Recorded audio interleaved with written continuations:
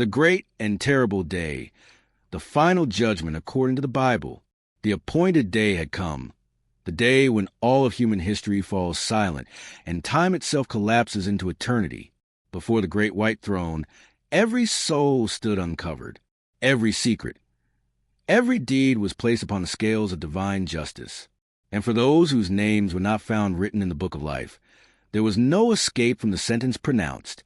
A path of terror stretched before them, one with no return, leading to the second death, the lake of fire.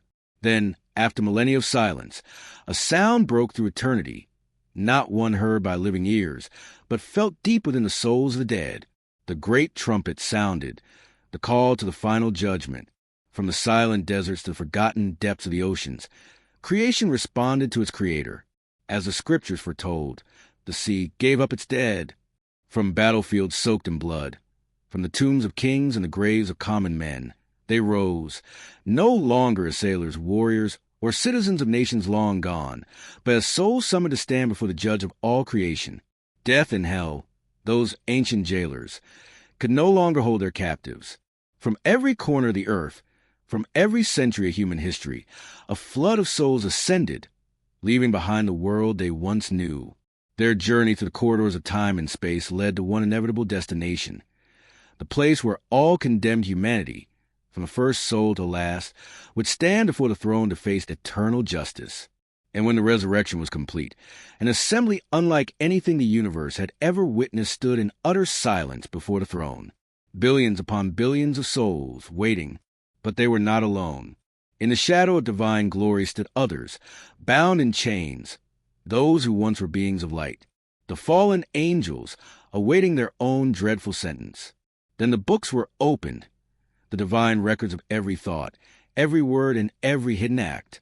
And in a place of supreme honor lay one final book, the book of life, whose contents would decide the eternal destiny of all. Time itself seemed to halt. The universe held its breath. In a silence heavier than all the ages combined, the first name was about to be called. The summons resounded, not with a name, but with the weight of an entire life. And for each soul called, a mirror appeared, a heavenly screen where nothing, absolutely nothing, could remain hidden. For the merchant, the first reflection was his greed, the dishonest coin, the neglect of the poor, the indifference that masked his selfish heart.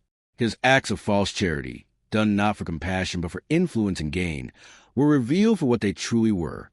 His pride turned to shame, yet his verdict had already been written not in ink, but in the very record of his own deeds. Then came the conqueror. His life was not measured in coins, but in lives. The screen displayed the blood-soaked glory he once adored, the cruelty he concealed even from those closest to him. His pride as a warrior became an unbearable weight as he finally saw that true strength had never resided in his sword. Next came the one who thought herself righteous. Her screen at first showed her good works, the applause, the admiration, the praise of men. But then the silent poison appeared, the whispered word that ruined another's name, the envy that hid behind a smile. The sins unseen by others outweighed all her acts of charity. Then came the politician with his bribes, the servant who buried his talent in cowardice, the king enslaved by lust, the scientist blinded by pride. One by one their sins, envy, lies, neglect, unfolded before the throne. Sin by sin, life by life, the testimony of all was revealed. The record was closed. The time for defense had passed. When the book of life was shut, a heavy silence fell. For countless souls, that silence was their answer. There was nothing left to say. A pale, cold light descended from heaven, not to judge, but to summon. The hour of the sentence had arrived. Then began the final march, a solemn procession of the lost, escorted by angels of justice. They walked toward their foretold fate, the abyss of eternal fire. A vast portal opened, revealing an ocean of flame and darkness, the second death. There was no resistance now, no more defiance, only the dreadful harvest of what had been sown. One by one, they were cast into the depths, and the portal closed. Justice had been satisfied. With the judgment of mankind complete, the court turned its gaze toward an older darkness, the fallen angels who had once abandoned their divine estate. Their sins were not written in books, for their rebellion had been carved into the very fabric of creation itself. The pure light of divine truth became their accusation, exposing the full measure of their fall. The verdict came not through words, but by a silent decree, a gesture of divine finality. They marched forth, no longer as proud rebels, but as prisoners of their own betrayal. And once more the abyss opened. By an irresistible force, they were hurled into the eternal fire, joining the souls they had deceived. Thus ended the rebellion that began before time itself. But even then, two final enemies remained, not living beings, but forces that haunted creation since the beginning. Death and hell. They were summoned for their own destruction. No trial was given, only a decree.